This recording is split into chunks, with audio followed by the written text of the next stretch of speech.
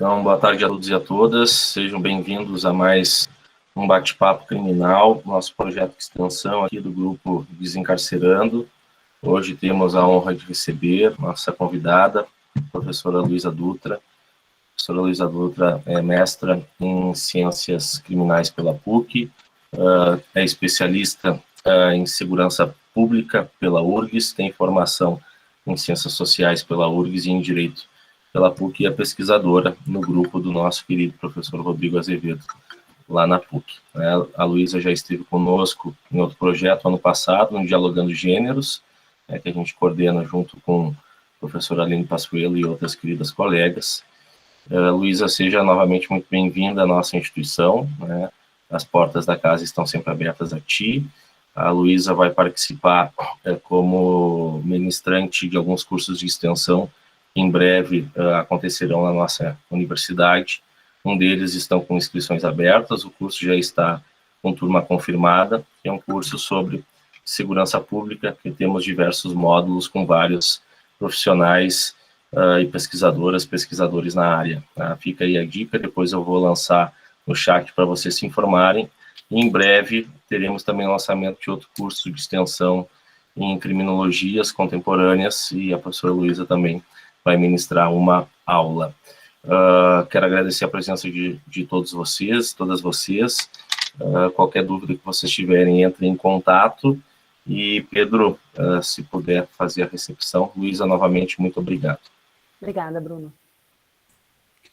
Uma boa tarde, então, de novo a todos. Uma boa tarde especial a Luísa, que aceitou o convite aí do Bruno para participar. Acho que sobre um tema que está rotineiramente sempre sendo tratado, né? Vem de volta e traz de volta. Então, é muito importante. Luísa, agradeço. Tem o nome dos alunos aí, alguns comentaram comigo que estavam querendo ouvir. Então, uma boa tarde, novamente. E te passo a palavra já, então, para a gente conseguir ouvir o que você tem nos a dizer. Muito obrigada, Pedro.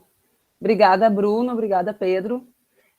Uma boa tarde, semi-boa noite já, né? Para todos e todas vocês que estão aqui. Dizer que é um prazer imenso para mim estar voltando virtualmente para esse espaço aqui de trocas, né? Então, muito obrigada pelo convite e muito obrigada por vocês estarem dispostos todos e todas a ouvir um pouco o que eu tenho estudado, né? Trazer um pouco do que eu tenho pesquisado nesses últimos anos. E acho que mais do que isso, a minha ideia não é falar aqui 1 hora e ficar, né, sozinha debatendo, mas pensando que a gente tem um espaço de troca depois, porque foi o que o Pedro disse, né? Esse tema de policiamentos, depois eu vou explicar porque eu boto no plural, né? E racismo, relações raciais, ele é um tema que nos acompanha desde, né, de um entendimento de construção de Brasil e de sociedade, e dessas trocas diárias que a gente tem até hoje, seja nos espaços públicos em que a gente está circulando, né, seja nos espaços acadêmicos, porque, bem, se eu estudo direito ou ciências sociais, que são as minhas duas formações, e eu não tenho uma ideia de que instituição eu estou falando quando eu estou trabalhando dentro de uma área como essa, de uma instituição de polícia, de policiamento público, é um pouco difícil de tentar entender um contexto em que a gente está inserido como ser humano e como profissional que a gente escolheu ser dentro da área que a gente escolheu ser, né? Então, vou começar trazendo aqui um pouco para vocês do que, como eu disse, são os meus estudos, né, nesses últimos tempos, principalmente minha dissertação de mestrado, em que eu trabalhei com policiais militares aqui do Rio Grande do Sul, né, da Brigada Militar, entrevistei eles, e com jovens moradores da Lomba do Pinheiro, para tentar entender o que os dados quantitativos, né, de segurança pública estavam me dizendo e estavam mostrando para a gente, que é que mais ou menos 79% das pessoas mortas pelas polícias, a letalidade, né, policial do Brasil, é direcionado para a população negra, né, homens, negros e jovens. Especificamente são essas as porcentagens, as maiores porcentagens de pessoas mortas pelas polícias no Brasil. Ao mesmo tempo, a gente tem discursos, né, em espaços públicos, como jornais, revistas, entrevistas, em que a polícia continuamente assume uma posição de não ser racista e não ter esse marcador raça, se a gente for pegar assim, né, entendido como um marcador de atuação na sua atuação. E daí eu pensava, bem, se eu tenho os dados me dizendo uma coisa, mas eu tenho uma instituição e agentes de uma instituição me dizendo outra, o que está acontecendo aqui nesse meio, né? E aí eu acabo me debruçando na minha dissertação em conversar com essas pessoas que estão dentro desses conflitos. Para quem não sabe, a Lomba do Pinheiro é um bairro aqui de Porto Alegre que ela é um bairro entendido como um bairro perigoso, um bairro de conflito, um bairro onde tem facção criminal, então é um bairro em que a polícia entra de alguma forma entendida, talvez pelos moradores, como mais agressiva. Então eu queria poder ouvir esses jovens, esses moradores, né, dessa comunidade, para não ter só um lado da moeda, porque a gente precisa ouvir os dois lados da moeda, porque, bem, os dois lados estão sofrendo, os dois lados estão morrendo, e por mais que morra mais civis do que policiais, policiais também estão morrendo, e policiais negros estão morrendo. Então eu queria entender um pouco essa dinâmica, né? E depois participei de uma pesquisa, enfim, que daí juntou Rio Grande do Sul, que foi essa minha pesquisa que eu fiz aqui, com São Paulo, Distrito Federal e Minas Gerais, e todos eles mostraram a mesma coisa, e é isso que eu vou tentar trazer aqui para vocês, mostrando que não é só Rio Grande do Sul, é mais do que isso quando a gente está falando sobre racismo na atuação da polícia, especificamente aqui da Polícia Militar, que é o meu foco de estudo, né? Então, para isso, eu vou tentar rapidamente dividir a aula em 3 pontos, aqui a aula fala, né, o debate aqui, que seria rapidamente passar pelo raça, racismo e relações raciais, quando a gente está falando de Brasil, que a gente está falando de formação do Brasil, né, do Estado entendido não só democrático, mas às vezes uma monarquia, então um pouco histórico, assim, mas para dizer, olha, que terra a gente está pisando, em que terreno a gente está pisando quando a gente está falando sobre polícia. Segundo ponto, eu vou tentar trazer um pouco sobre o que a polícia militar faz, qual é o entendimento do que seria a polícia militar, né, esse agir policial, e a própria formação da polícia no Brasil, que, bem, caminha com esse andar histórico sobre raça, racismo, né, e toda essa formação da própria sociedade brasileira. Então, para que serve a polícia desde lá e como é que a gente enxerga hoje a polícia, né? E, por fim, tentar um pouco falar sobre o que seria esse policiamento ostensivo e talvez dar uma pincelada no que a gente vai entender como um policiamento preditivo que está chegando no Brasil, né, mais e mais, que é a partir da utilização de tecnologias como forma de guiar a atuação da polícia, né, um policiamento, então, preditivo com uso de tecnologias vendido como uma forma de neutralidade na atuação da polícia, ou seja, quebraria essa ideia de racialização da atuação policial, por assim dizer, né, e tentar entender o que raça interessa dentro desses tipos de policiamentos. Lembrando que isso se encaixa dentro de um campo do direito, já que a gente está um pouco mais na área jurídica, porque pensar isso é ter um olhar sobre a prática, é um ser, um pensar e um saber sobre a nossa colocação dentro do mundo, mas sobre as instituições e os agentes das instituições, e que de alguma forma a gente vai tratar diariamente, seja na nossa, né, profissão, ou seja fora dela. Ou seja, a gente entender isso é a gente também se entender como parte dessa estrutura racializada, porque a gente não está fora disso. Então, a importância de se olhar para isso é uma importância de me entender também dentro dessa troca. E era isso também que eu buscava, assim, bem, como mulher branca, que nunca sofreu esse tipo de agressão da polícia, mas que está inserida nessa sociedade, nessa lógica de atuação, o que o meu entendimento traz com isso, o que a minha lógica de entender essa situação, ou de debater isso, pode trazer também, de alguma forma, de mudança dos agentes e mudança interna de cada um, ou seja, se olhar dentro dessa estrutura, né?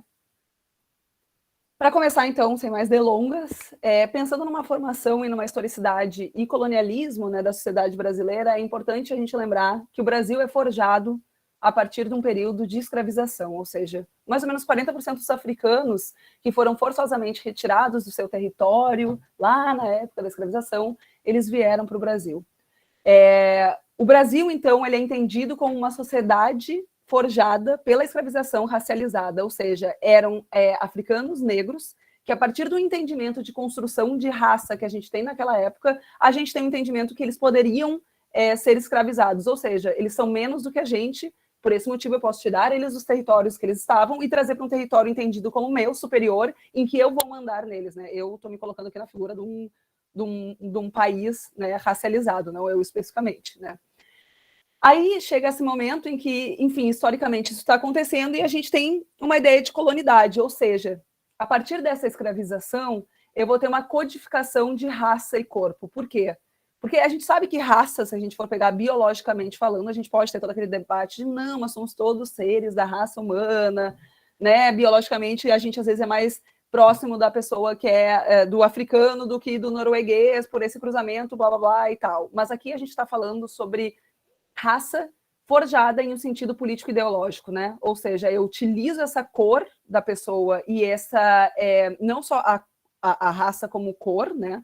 Mas também como cor e como estrutura social, né? Ou seja, ela vem de um local e ela tem toda essa racialização desse local, além da sua cor de pele. E por isso, por ter essa camada de sentido político-ideológico, eu poderia né, escravizá-la. Então, a gente tem essa codificação da raça e do corpo que caminha com a gente historicamente, né?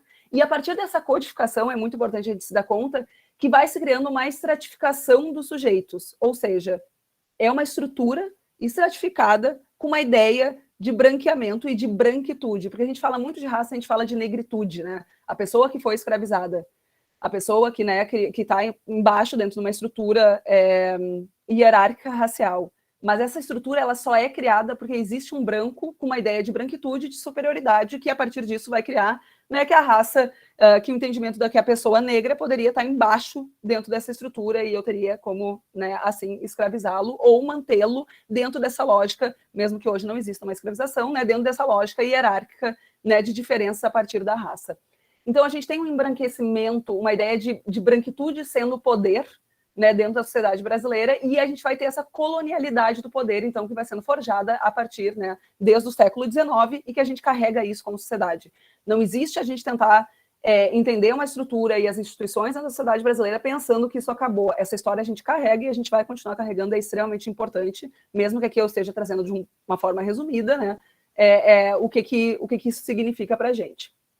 Bom, a partir dessa estrutura global da sociedade, então, entendendo como um sentido político-ideológico essa questão da raça, a gente tem uma construção sociológica da raça, né? Ou seja, a partir disso, e sociologicamente pensando, ou juridicamente pensando, criminologicamente pensando sobre essa questão político-ideológica, a gente vai ver que a partir dessa estrutura hierarquizada, a gente vai ter uma exclusão de algumas pessoas a partir de uma representação coletiva e social, ou seja, mesmo eu não sendo uma pessoa que eu não me entendo como racista, a gente pode ter toda essa discussão, a gente está dentro de uma lógica de estrutura, né, racializada e de uma representação que vai se criar dentro dessa lógica, a partir do olhar branco, o entendimento é de que o negro é tudo aquilo que o branco não quer ser. Então a gente acaba forjando essa lógica hierárquica racializada a partir do olhar branco, colocando nessa pessoa negra, além dessa possibilidade de ser escravizada, tudo que eu não quero ser. Tudo que eu mais odeio ser, eu vou colocar naquela pessoa, e assim eu vou criando identidades e sujeitos dentro dessa lógica.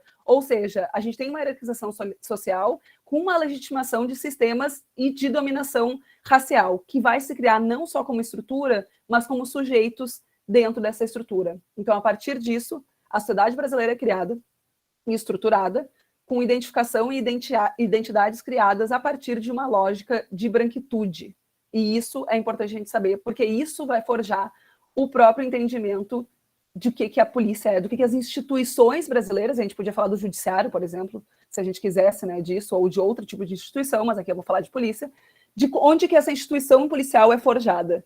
E aí é importante começar a lembrar que a polícia, ela surge no Brasil, esse protótipo de polícia, que não é essa polícia burocrática que a gente conhece hoje em dia, separado civil, militar, tudo bonitinho, mas esse protótipo de polícia, ou seja, essa ideia de ordem social e segurança, ela é forjada a partir de 1808 no Brasil, ou seja, a chegada da família real nos traz uma ideia de proteção, de necessidade de proteção dentro dessa hierarquia, ou seja, pessoas que necessitam ser protegidas de outras. E a partir disso, a polícia vai sendo criada com uma ideia de lei e de ordem. Claro que a gente pode pensar que antes, né, dessa chegada da família real e tudo no Brasil, os capitães do mato poderiam ser, né, um início de polícia dentro da sociedade brasileira, claro, porque era aquela perseguição de, bem, o escravizado que foge, ele é perseguido pelo capitão do mato para voltar para o seu local, onde se imagina, dentro dessa hierarquia, que ele deveria estar, e assim ser forjada a identidade dele dentro disso.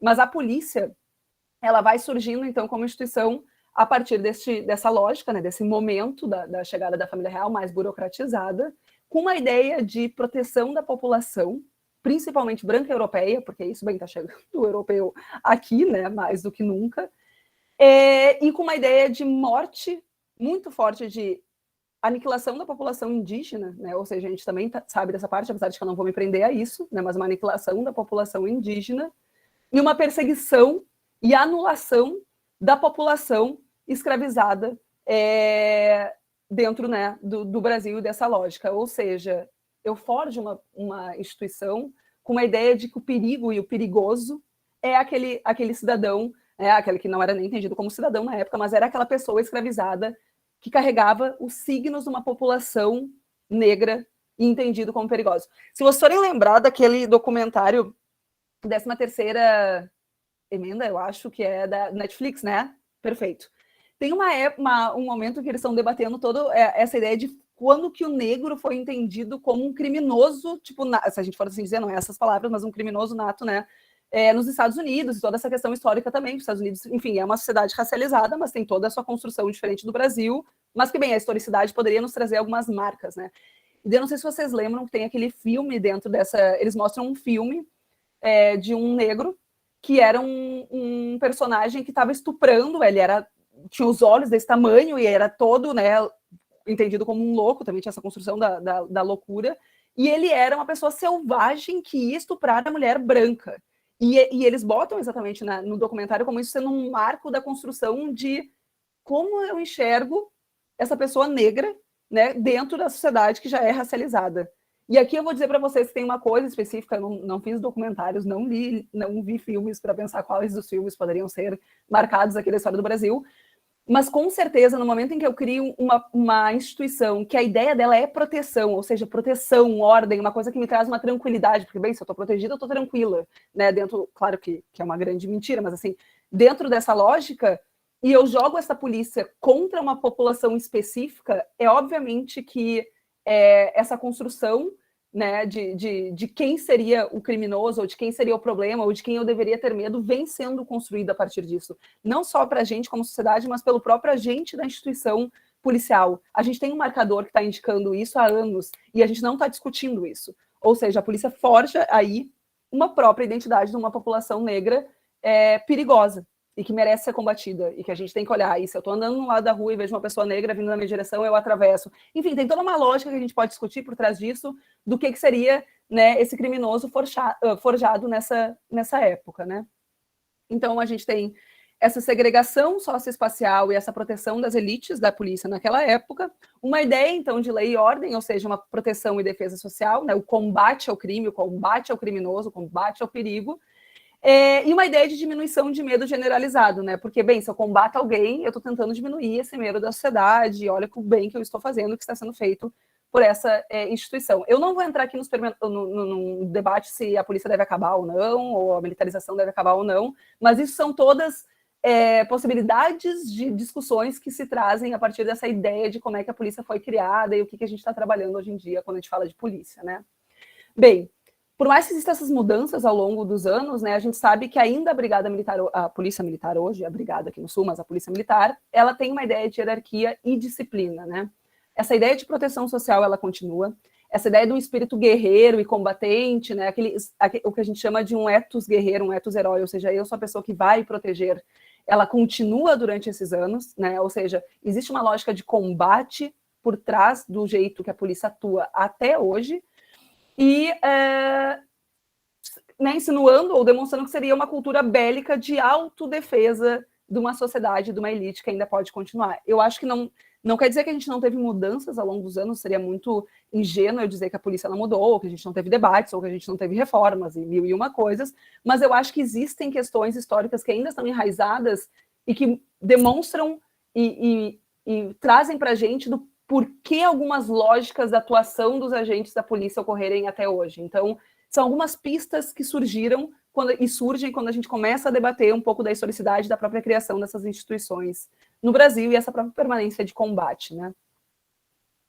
Bem, trazendo essa parte mais histórica, assim... e só lembrando que também, na época, essa que está sendo forjada, a polícia e a criação, se a gente for pensar em criminologia, eu imagino que vocês debatam isso nas aulas, a criminologia positiva que vai vindo, né, na época do Lombroso, lá, ela vai encaixando, se a gente for pensar numa linha histórica, esse tipo de criminologia, essa construção da criminologia, essa cientificidade que vai se forjando a partir dessa ideia da hierarquização, ou seja, se a pessoa tem um nariz maior, a cabeça maior, ela vai ser uma tendência a ser um criminoso, né? Então, todos aqueles estudos que o Lombroso vai fazendo são importados, que são da Europa, são importados para o Brasil pelo Nina Rodrigues, e entre outros, eu vou trazer só ele como, né, um expoente desse pensamento, mas para essa hierarquia racial, essa ideia de quem seria o criminoso, ter uma bagagem científica, porque, bem, se essa cientificidade existe na Europa, e isso lá está sendo debatido, tem livros e os intelectuais estão discutindo isso, e eu trago isso para cá,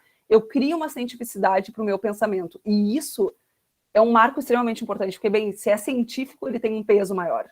Então, se eu criei uma cientificidade para essa lógica hierarquizada, né, racial, ela vai ter um peso maior na própria construção e um peso maior naquela época também de discussão, né? E bem, depois, obviamente, surgiram outras correntes, né, criminológicas que vão desfazer essa corrente criminológica positiva, mas esse imaginário social ele é criado e ele é reproduzido em alguns pontos dentro, né, dessa ideia de ciência, assim, que a gente vai trazendo.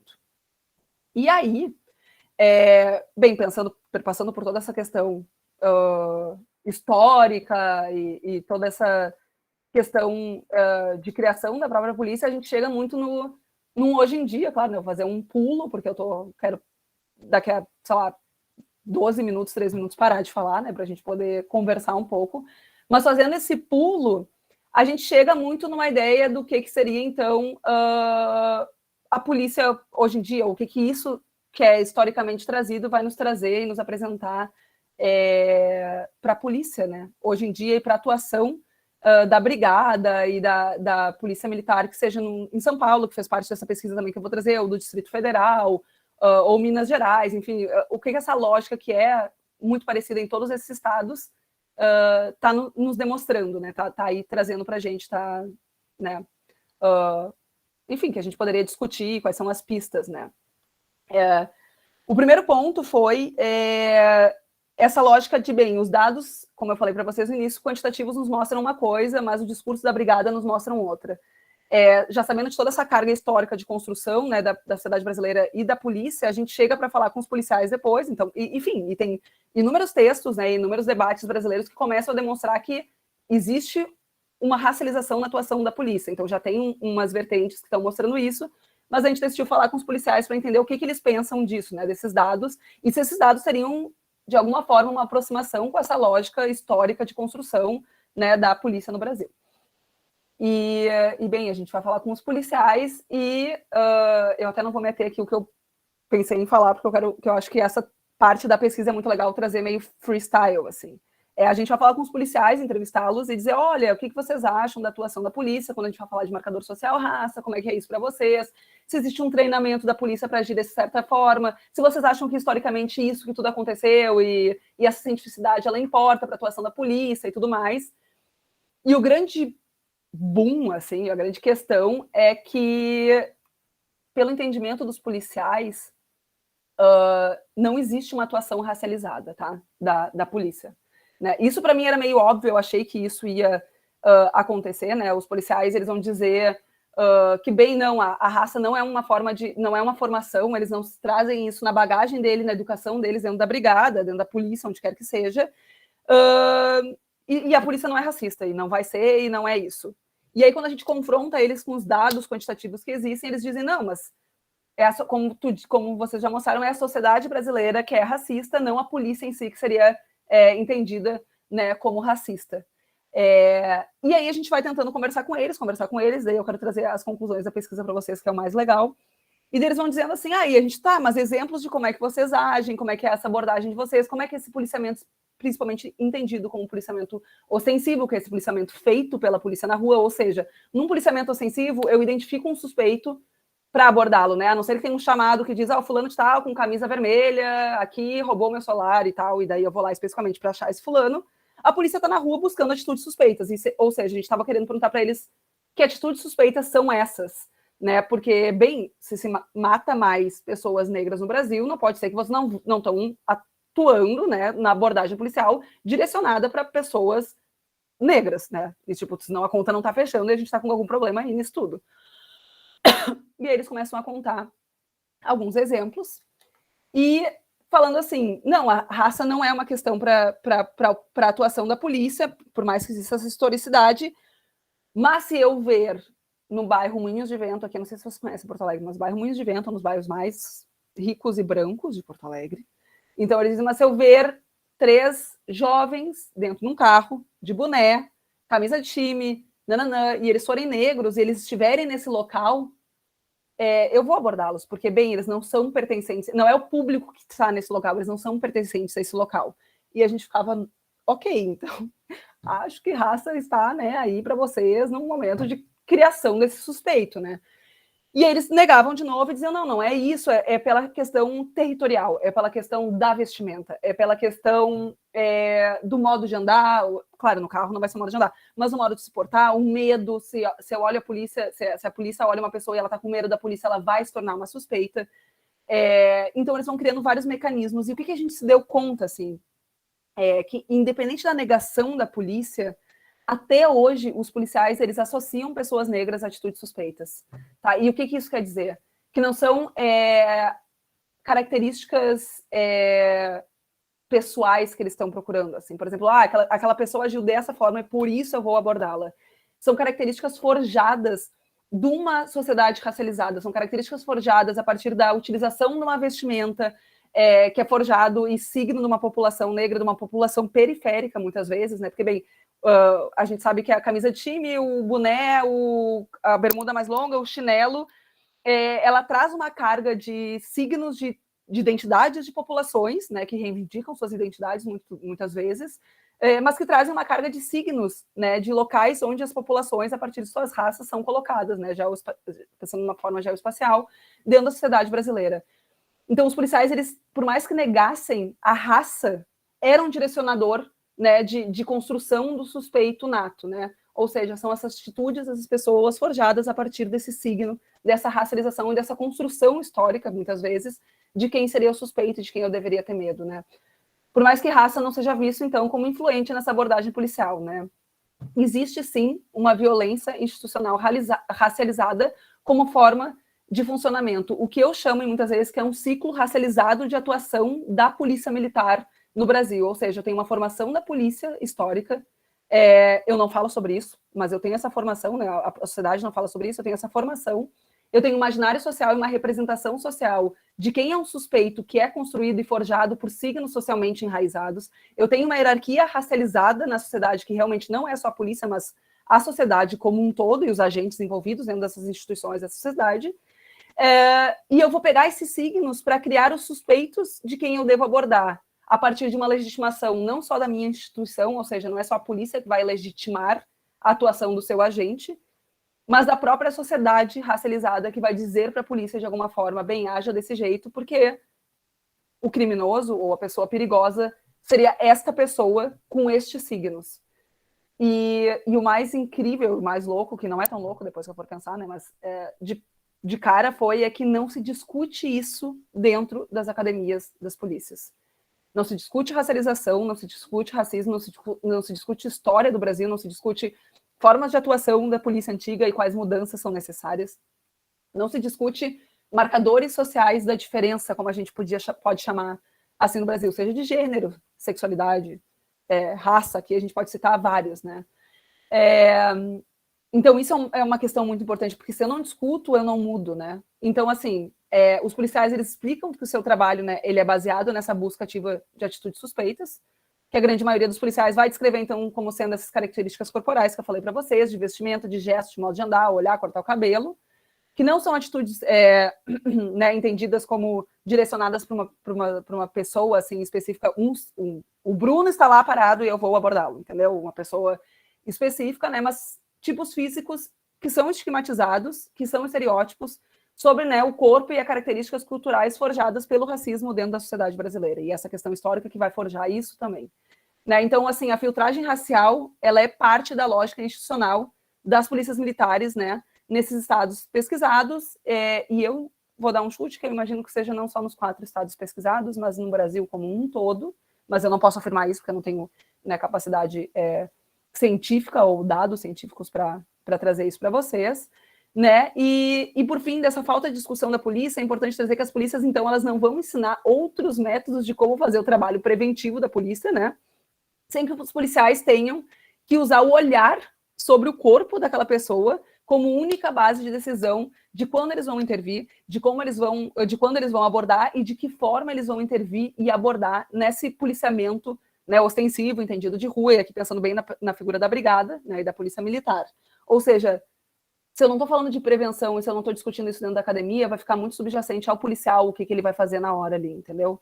Então, se eu tenho essa formação como agente dentro da instituição e agente dentro dessa sociedade racializada, é óbvio que eu vou trazer signos né, de identificação do suspeito e da forma como eu devo agir com esse suspeito, né?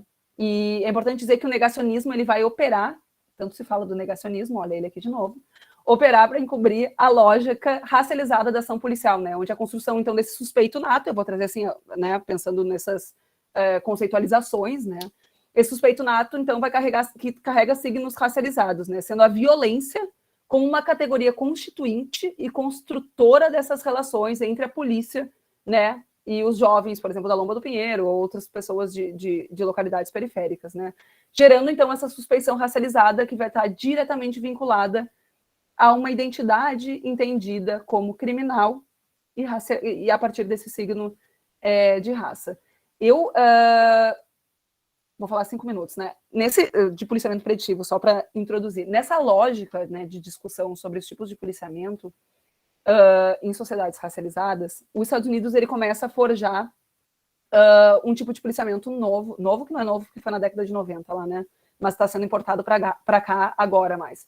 Mas é um tipo de policiamento que ele é baseado na predição, ou seja, a gente vive numa era de Big Data, ou seja, a gente tem grande acesso a grande montantes de dados, e eu tenho softwares que vão conseguir cruzar esses dados, ou seja, eu vou ter dados que vão entrar, bem chulamente falando, tá? Mas assim, eu tenho dados que vão entrar para o input, um algoritmo que vai ser criado para, né, analisar esses dados e vai me dar um outcome, né? Por exemplo, o que eu devo fazer a partir desses dados para criar o meu tipo de policiamento. Ou seja, eu vou pegar a idade, raça, sei lá o quê, localização, tipo de crime, horário, se a pessoa tem renda ou não tem renda, se a pessoa bebe ou não bebe, se a pessoa já teve um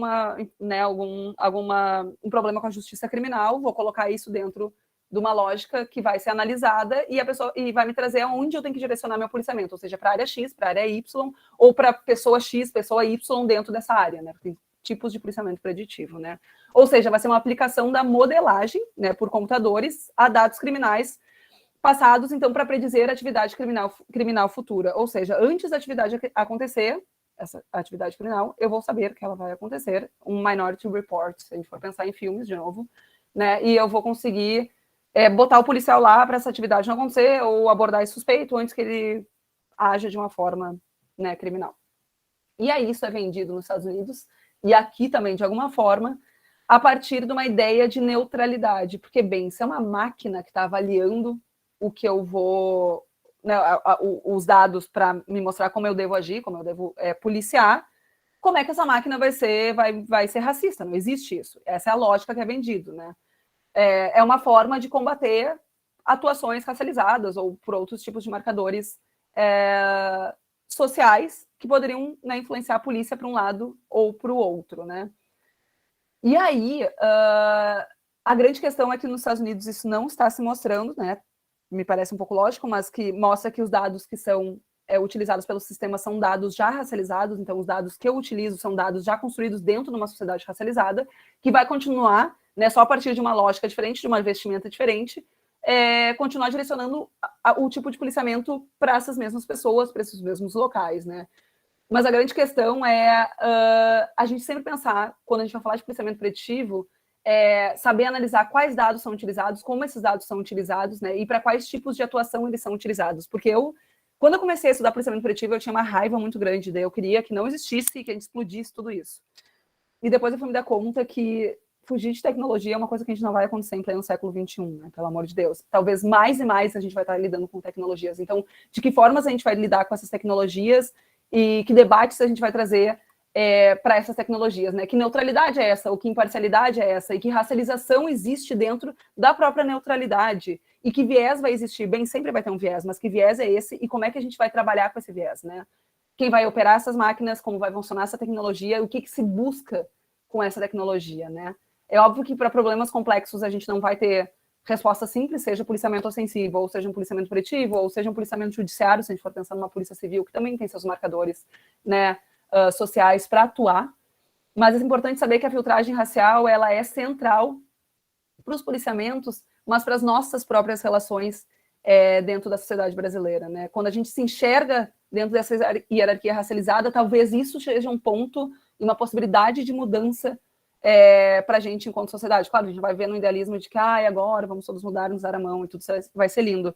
Mas assim, no momento que eu enxergo e me dou conta que essa lógica existe, que essa hierarquia existe e que eu sou uma pessoa racializada também, ou seja, o branco é uma pessoa racializada e é uma pessoa com raça dentro dessa lógica que muitas vezes de forma opressiva se coloca, eu tenho chance de entender como é que a engrenagem está funcionando, sabe? E a grande questão no momento que eu não olho para isso, eu não vou enxergar como é que essa engrenagem está funcionando, e aquela velha frase que eu falo, e quem já me ouviu falar sabe, que eu vou botar para o tapete, embaixo do tapete, esses segredos, né, que existem dentro dessa sociedade racializada. E no momento que eu boto para baixo do tapete, eu não vou lidar com eles, né? Ou seja, a gente precisa debater raça, a gente precisa debater racismo, e a gente precisa continuar debatendo essa ideia de um criminoso criado e de que forma a gente está moendo esse criminoso, não só a partir da polícia, mas dentro de uma lógica de justiça criminal, né? Eu estou matando essa pessoa, com certeza, assim, no momento em que eu coloco ele dentro dessa lógica de identidade, em que ele não consegue sair, e é uma identidade forjada e já direcionada a ele, de que sociedade eu estou falando e de que forma de atuação dessas instituições a gente está falando e a gente vai querer falar daqui para frente, né? E então eu acho que é muito importante a gente debater raça, racismo e entender a formação e a atuação da polícia. A polícia é racializada e os policiais estão demonstrando isso, e a fala deles está demonstrando isso. E se a gente cruza com dados quantitativos, isso vai mostrar mais e mais. Claro, isso é uma pincelada do que foi e o que pode ser debatido sobre isso, né? Tentando encaixar todos esses pontos, mas cada um deles podem ser, né, debatidos dentro de uma hora numa aula ou em outra, num semestre, enfim. Então, acho que, enfim, Bruno e Pedro, para começar ou para terminar ou para trazer, acho que pode ser isso como forma de a gente conseguir começar a debater agora, assim. Excelente, Luísa. Muito obrigado pela fala, por nos iluminar em diversas questões sobre as atividades de policiamento no nosso país, né, tanto uma perspectiva histórica quanto uma análise mais atual.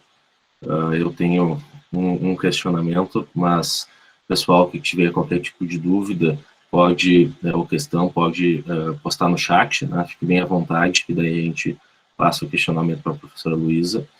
E acho que eu vou passar antes para o professor Robson, que entrou aí para nos auxiliar. Robson, por favor, depois eu faço minha questão. Perfeito. Muito obrigado, Bruno. Eu gostaria aqui também de estender o meu agradecimento à Luísa. Sem dúvida, a Luísa foi uma das falas, assim, mais brilhantes que nós tivemos aqui no nosso bate-papo criminal, pela clareza, pela objetividade e pela profundidade dessa tua análise. Porque antes de falar de crime, nós temos que falar de pessoas. E falando de pessoas, a gente faz essa análise de raça, do racismo, que é algo que está, de alguma forma, nos acompanhando aí na construção histórica do nosso país. E eu entendo que essas reflexões nos ajudam a, de alguma maneira, compreender um pouquinho melhor esses fenômenos, né, da violência em diferentes frentes e desmistificar a ideia de quem são os criminosos.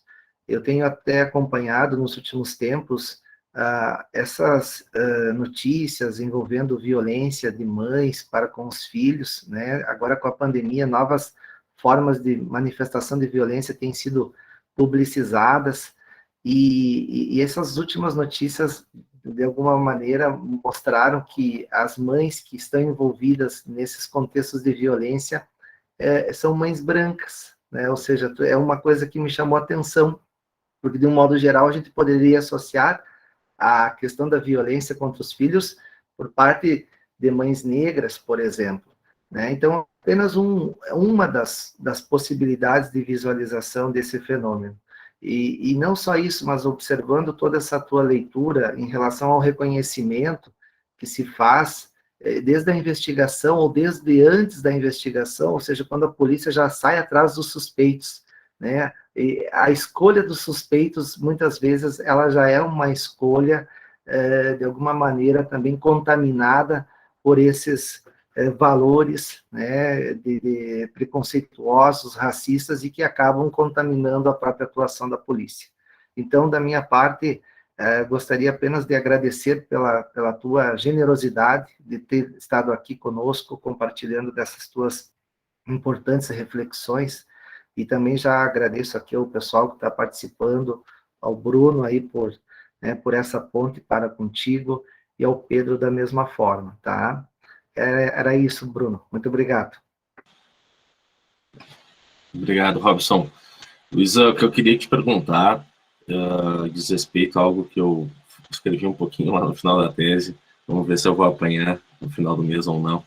Mas é sobre o que, de alguma forma, surgiu também uma decisão recente do STJ, do ministro Schietti, sobre a necessidade que ele faz a exigência, embora não esteja na lei, né, de registro audiovisual para as entradas franqueadas nas residências por policiais, né?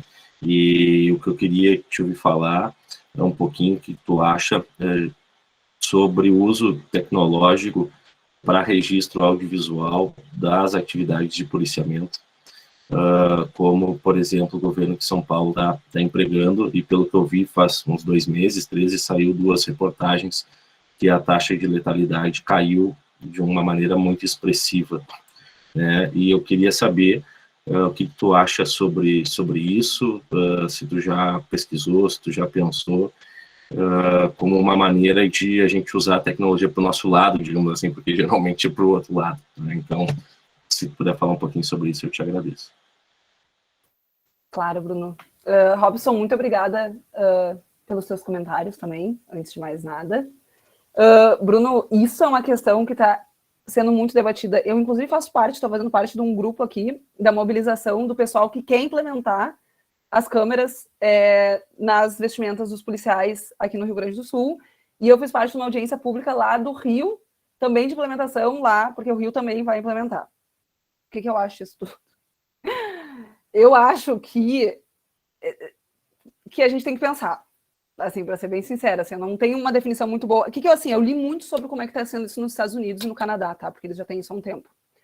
Para o número de letalidade, pelo que eu vi lá, e de confiança na polícia, não ajudou muito, assim. Tipo, não foi a longo prazo, não estou pegando a curto prazo, né? Porque curto prazo seria São Paulo aqui.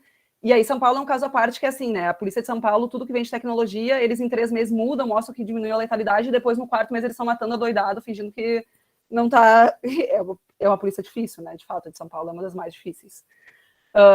Então, assim, eu acho que depende da forma que a gente vai usar. Depende do que a gente vai esperar das câmeras, depende de quem vai ativar, porque a grande discussão também de São Paulo e Santa Catarina já implementou também, quem vai ativar a câmera? Vai ser o próprio policial, ou vai ser, assim, teve uma ocorrência e automaticamente isso vai ser ativado e ele não pode desativar. Tipo, eu não posso parar de gravar quando eu quero fazer A, X ou B, sabe? Então, eu acho que tem que estar muito claro a forma que as câmeras vão ser utilizadas, de que forma elas vão ser utilizadas, para quem, né? Então, ou seja, em que policiais vão ser utilizados, ou só na brigada, ou na civil na brigada, quanto dinheiro a gente vai ter para investir nisso, porque isso é uma grana absurda, assim. Ao mesmo tempo, eu sei que, por exemplo, se a gente for falar dos Estados Unidos, o George Floyd né, o julgamento dele teve câmera, e isso ajudou de uma maneira absurda, entendeu? Tipo, deu para ver muitas coisas e a gente enxergou o que estava acontecendo. Então, é um assunto delicado. Eu acho que talvez diretrizes de utilização das câmeras, pensar o que a gente espera das câmeras, fazer testes, né, análise de dados depois desses testes, quanto tempo, por exemplo, essas filmagens vão estar disponíveis para acesso de advogados, ou do juiz, ou do Ministério Público, ou das partes, né, envolvidas dentro de um processo, por exemplo. Aonde a gente vai ter acesso, a gente vai poder pedir. Então, eu acho que são diretrizes que quem está trabalhando com isso, ou trabalhou nos Estados Unidos, ou trabalhou em outros lugares, tipo, assim, isso precisa existir desde o início, sabe? De que forma a gente vai utilizar as câmeras, e com que intuito a gente vai utilizar as câmeras. O outro ponto é que é isso, muitas vezes no início vai se mostrar uma grande salvação e vai diminuir a letalidade, e daqui a 1 ano talvez a gente veja que não, sabe? Então, assim, analisar no Brasil isso agora é muito difícil. Eu acho que é um movimento que muitos estados estão fazendo. Eu acho que é um movimento que pode trazer se bem utilizado, pode trazer sim algum tipo de mudança, a curto prazo pelo menos, a longo eu não sei como é que vai ser, a gente vai ter que olhar para entender. Mas se a gente pegar algumas pesquisas de fora, o que nos traz é que isso não é a salvação, de que a gente também vai ter que debater outra coisa e formar policiais de outro jeito, fazer um ciclo completo de polícia. Bem, a gente pode criar 1000 hipóteses aí, né? Mas, assim, talvez o entendimento de que a tecnologia ela não vai salvar a gente de todos os males de atuação da polícia aqui, por exemplo. Mas eu acho que sim, eu acho que talvez se bem utilizado assim, talvez a gente consiga ter um resultado a curto prazo, pelo menos, um pouco positivo, assim. Excelente. Também li uma pesquisa que fazia uma análise mais global, assim, mostrava que, de fato, não ajudou a reduzir a violência, aumentou a violência contra os policiais, né, em virtude do uso. Exatamente. Mas daí o que eu fico refletindo é no caso de George Floyd, né, sobretudo no nosso contexto de racismo muito forte, como uma forma de maior transparência dos processos e de visibilidade desse tipo de violência, né? É isso que me pega. Exato, porque é a questão que, para mim, que se a gente utilizar bem, talvez seja bem interessante, sabe? Mas, assim, de que forma isso vai ser utilizado. Mas eu concordo contigo. Eu já me intrometendo no assunto, eu vejo de um aspecto até mais processual, assim, probatório mesmo, né? Um aspecto de produção de prova, de invasão domiciliar, de onde é que foi encontrada alguma coisa. Eu acho que o voto do skate foi nesse sentido, né? De possibilitar a verificação de que se houve realmente a permissão de entrada na casa, né? Porque em que momento que foi isso, né? E ou então de como é que se deu a operação, quem é que eles pegaram primeiro, onde é que encontraram a droga, a arma, coisa que seja. Eu acho que seria muito bem, mas claro, tem que ver isso, né? Eu acho que seria muito interessante. Eu acho que seria muito interessante o uso das câmeras. Eu concordo. E tem outra discussão, que é os policiais, porque os policiais estão comprando muito a ideia da câmera, né? Muitos querem. Assim, tu vai em audiência pública, É eles estão segurança lá. para eles também, né? Exatamente isso. Eles têm essa ideia, e eu acho que eles têm razão mesmo. Porque, por mais que eu tenha feito essa fala aqui, a gente não pode não lembrar que policial é um ser humano, entendeu? E que, assim, tem muito policial morrendo. Tem muito policial Sim. morrendo mesmo, assim. Então, porque a gente está numa guerra de combate, a gente está numa lógica de guerra, né? Então, se eu tenho câmera, talvez crie uma proteção para os dois lados, sim, se bem utilizada. Eu acho que pode ser, sim, que aconteça. Inclusive para a proteção do próprio policial, para depois, enfim, dentro de um processo ou dentro de uma questão e né, sabendo se foi legal e legítima a atuação dele, até para essa própria discussão, assim. Então, sim. Sim, porque querendo ou não, às vezes a gente não sabe, né, não imagina, mas qualquer coisinha que a gente bote num processo vira um PAD, né, e eles respondem. De qualquer forma, eles vão responder para aquele PAD, tendo câmera, não tendo câmera, sendo correto, não sendo correto o que eles fazem. E isso incomoda eles e gera procedimento e tudo mais. Mas eu vi advogado aqui em Caxias argumentando que as câmeras iriam ferir a intimidade do policial. E que daí, então, não seria adequado o uso, né? Sim, eu acho que é por causa da discussão sobre quem vai acionar a câmera. Porque o que aconteceu? Em Santa Catarina, salvo engano, ou eu não sei se São Paulo ou Santa Catarina, um dos dois estava com... Tu recebe um chamado, ou tu fica 24 horas a câmera ligada, e aí o policial não... Deles relataram, tipo, o cara vai no banheiro, entendeu? Daí tá a câmera ligada, assim, tipo, é uma grande exposição, entendeu? Para a pessoa que tá trabalhando ali o dia inteiro nisso e envolvido. Então tinha uma discussão dos policiais de tipo, tá, mas peraí, quando é que vai ser acionado? Eles também queriam saber, né? Tipo, tá, eu vou ficar com isso ligado 24 horas, entendeu? Tipo, enquanto eu tô trabalhando ali, como é que vai ser? Porque eles também estavam... um dispositivo que, com a ocorrência, acionasse a câmera, né? E com o encerramento da ocorrência, mas fazer essa interligação, o Estado conseguir um sistema nesse ponto, né? É bem difícil. Fazer um comentário sobre o que tu falava, né? A questão das abordagens, né? Eu estava, coincidentemente, fazendo hoje de tarde umas razões de apelação contra uma sentença e a abordagem da polícia foi isso. Eles estavam em patrulhamento de rotina numa periferia, um bairro de periferia aqui de Caxias do Sul, e nisso um cara que já tinha passagem estava andando na rua. Ele viu a brigada e ele correu para entrar na casa da vizinha. Ele disse que correu porque viu um outro cara com mochila, jogando mochila no coisa, viu que ia dar bolo, ele se escondeu na casa da vizinha. E a brigada prendeu ele. E daí ele justifica isso. A gente traz testemunhas argumentando toda essa situação de que havia um terceiro e tudo mais. E daí o juiz, em sentença, ele justifica assim, eu não acho crível que, se ele não tinha nada a temer, ele fugiu por quê? Ah, se ele não tinha... Aquela coisa do não deve, não teme, né? Se não tinha nada com ele, por que ele fugiu? E daí as testemunhas, ele mesmo diz, porque aqui é assim que funciona. A brigada vê alguém na rua, vai parar, vai abordar e vai fazer o que quiser. Exato. Né? E isso é uma coisa que eu ouvia muito conversando com os policiais, que era, quem não deve não teme. Era essa frase eu ouvia assim, ó, sei lá, inúmeras vezes. E aí, na lógica, era o outro lado, eu conversando com os jovens lá na Loma do Pinheiro, e eles me diziam, mas como é que eu não vou correr, entendeu? Como é que eu não vou ficar com medo? O cara entra, eu já tô aqui assim, ó, sabe? Alguém me tira daqui, quero sair, porque os relatos que eu ouvi era isso, era tropa de elite, entendeu? Era saco na cabeça, os caras espancando, o policial espancando o guri dentro de casa, pro guri assumir que tava com a maconha, e não sei o que, e o guri tava lá, tipo, não, eu não tô, eu só tive passagem uma vez, mas não tá comigo, não sei o que, e o guri sufocado, e daí o outro lá, que os policiais botaram ele dentro de casa e deram, tipo, um monte de tapa nele, né? E eram, assim, jovens eu fiz grupo focal com jovens de 16, 15 a 21 anos, entendeu? Então, assim, a tua subjetividade e identidade já é criada a partir do medo, dentro desses locais. E não só a partir do medo, como de reação.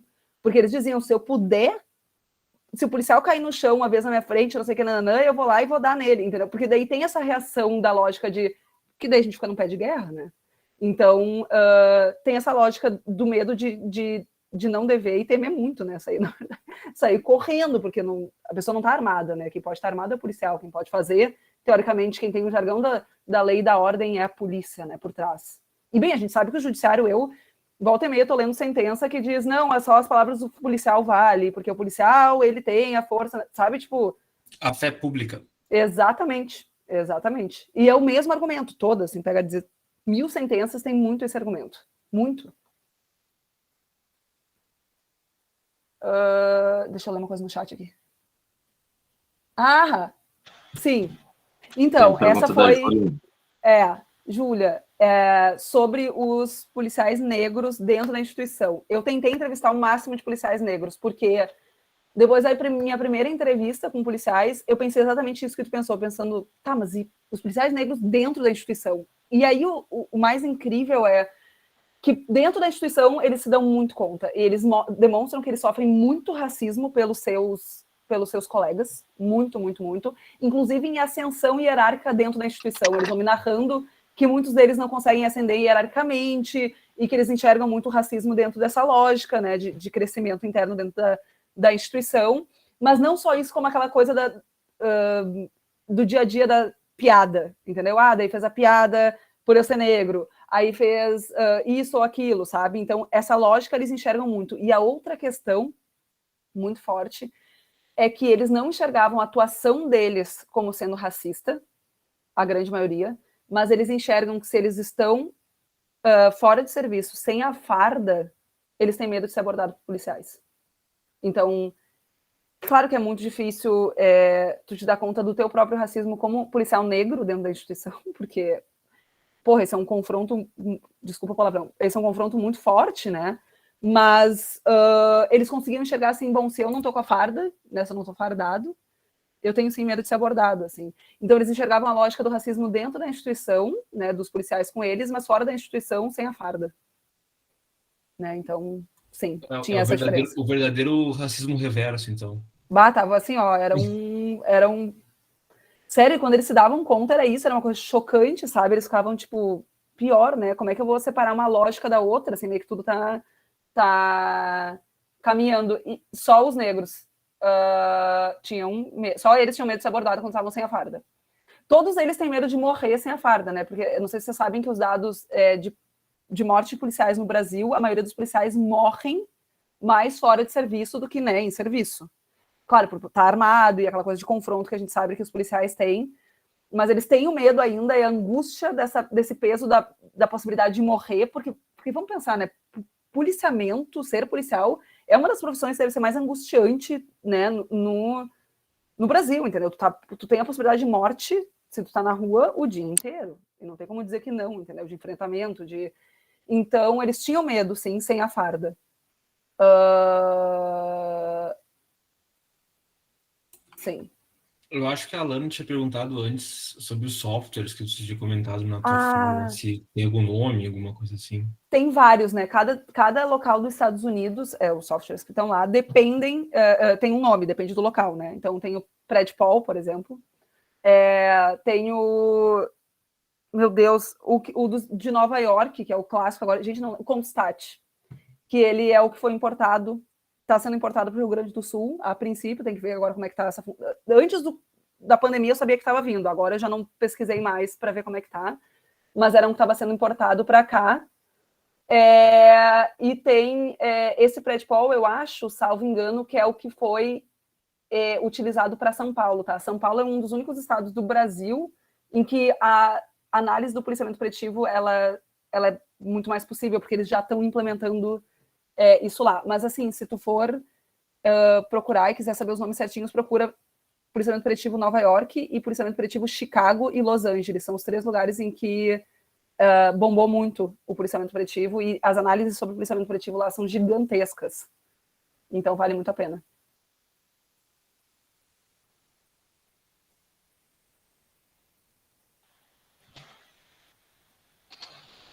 Mais alguma questão, pessoal?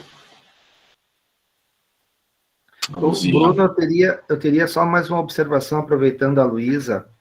Luísa, uma questão que, como eu disse no início, se fala muito, ou se tem uma ideia de que o criminoso ele preenche alguns atributos físicos, né? Ele tem alguns atributos, enfim, que são identificáveis a partir de quem sabe, de um questionário que se preenche lá na delegacia quando se faz a identificação de um suspeito.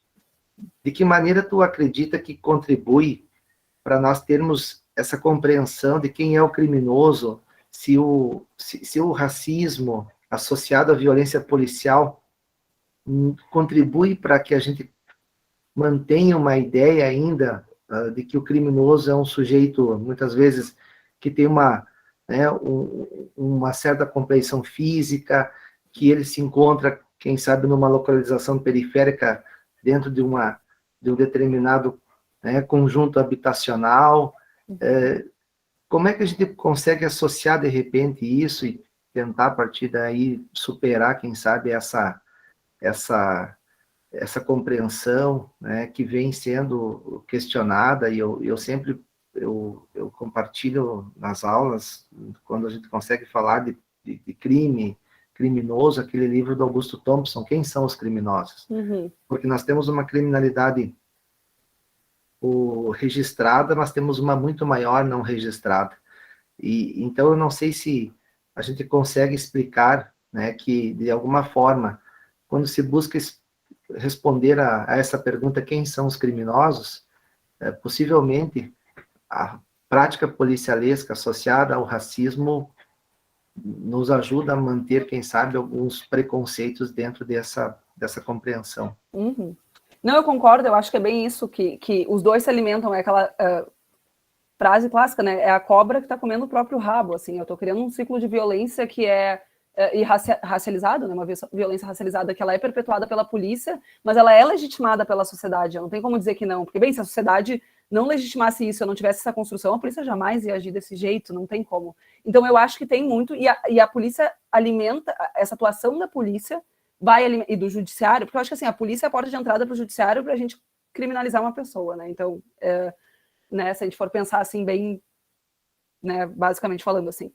Mas eu acho que é, assim, uma lógica de que vai criar com a gente um medo, porque o medo, ele vai ser difundido socialmente, então vai influenciar a própria atuação da polícia, mas é pela polícia, né, jogado para outros espaços e outras localidades. Então, existe um imaginário social que é criado enquanto sociedade sobre quem é o perigoso, porque também a gente pensa em que crimes a gente fala o dia inteiro e que crimes a gente está falando. Também tem uma especificidade de crime, tem uma especificidade de perfil inserido dentro desse crime, e tem uma especificidade de, bem, se a polícia está abordando mais na Lomba do Pinheiro, cada vez mais vai ter abordagem lá, porque essas mesmas pessoas vão entrar dentro de um sistema que está falido, e a gente sabe que está falido, e a gente vai colocar elas de novo dentro dessa lógica. Então é uma retroalimentação inteira, assim, sabe? E é interessante que daí, numa abordagem, quando se pergunta aonde você mora, eu moro na Lomba do Pinheiro, então o sujeito já tem uma condicionante de ser quem sabe... Espacial. Exatamente, Então é isso aí. Muito obrigado.